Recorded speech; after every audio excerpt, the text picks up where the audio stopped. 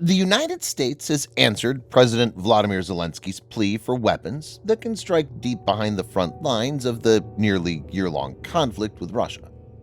The Pentagon has stated that the latest $2.17 billion in aid to Ukraine will include an unspecified number of ground-launched small-diameter bombs, GLSDB. The weapon, officially referred to as precise guided rockets on the aid package, will significantly enhance Ukraine's attempts to retake territory from Russia by giving its troops the capacity to hit targets at distances much greater than the longest-range munitions delivered to Kyiv until now. This development was first reported by Reuters. Andriy Zagorodnyuk, Ukraine's former defense minister, said this could slow down a Russian assault significantly. Just as HIMARS significantly influenced the course of events, these rockets could influence the course of events even more. Russian Foreign Minister Sergei Lavrov reacted angrily to these reports. Speaking to RIA Novosti, he stated, "We are striving to push away Ukrainian artillery to a distance that will not threaten our territory. The longer the range of weapons supplied to the Kyiv regime by the West, the further away we need to move them from the Russian borders." In this video, Defense Updates analyzes how GLSDB could be a game-changer for Ukraine. Let's get into the details.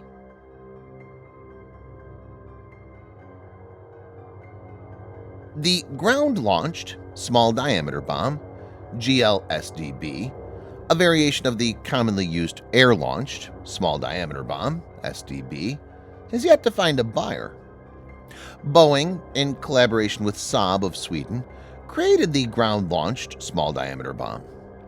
Each GLSDB consists of two existing systems combined, including the 250-pound GBU-39B SDB, with its extending wings and the rocket motor from the 227mm caliber M26 artillery rocket.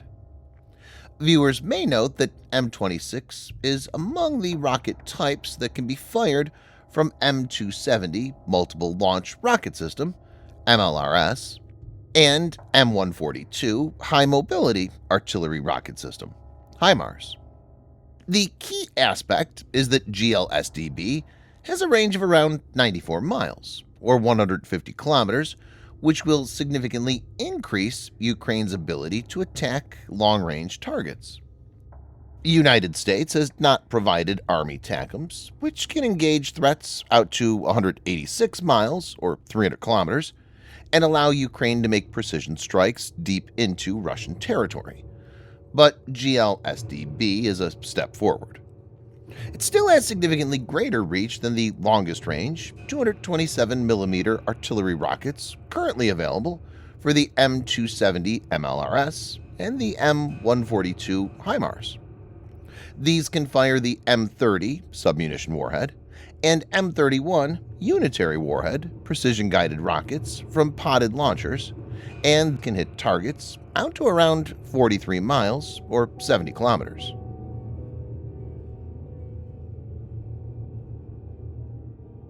Propelled by the M26 rocket motor for the initial boost and loft phase, the GLSDB's wings are then deployed and it flies unpowered as a glide bomb.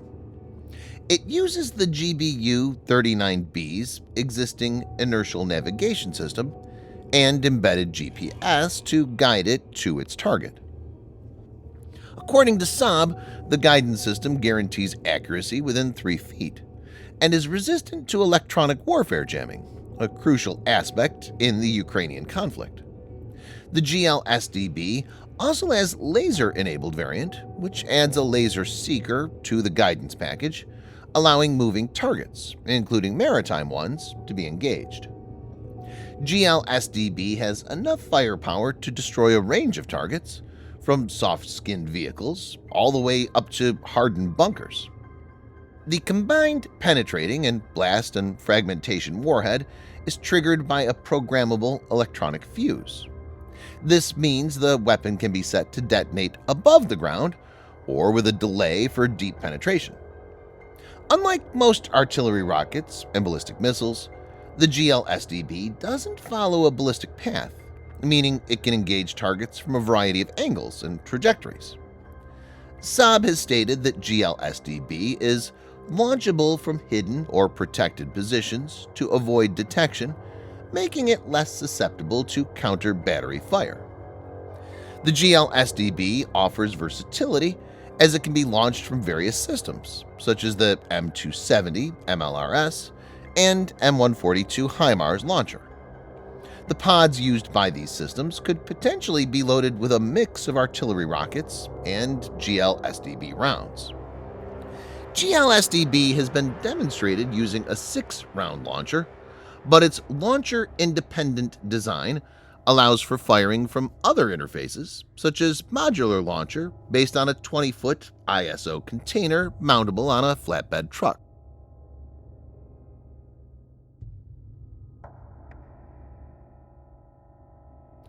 Once Ukraine has the new glide bombs, Russia will need to push its supplies even farther away. This will potentially slow down any planned Russian offensive. Not only this, Crimea will now be in the crosshair. Ukrainian troops now in Kherson Oblast are the closest to Crimea. Launched from there, the GLSDB would enable Ukraine to hit targets in roughly the northern third of Crimea, including an ammunition storage facility in Zankoy, which had previously been hit by what Russians claimed was a sabotage attack.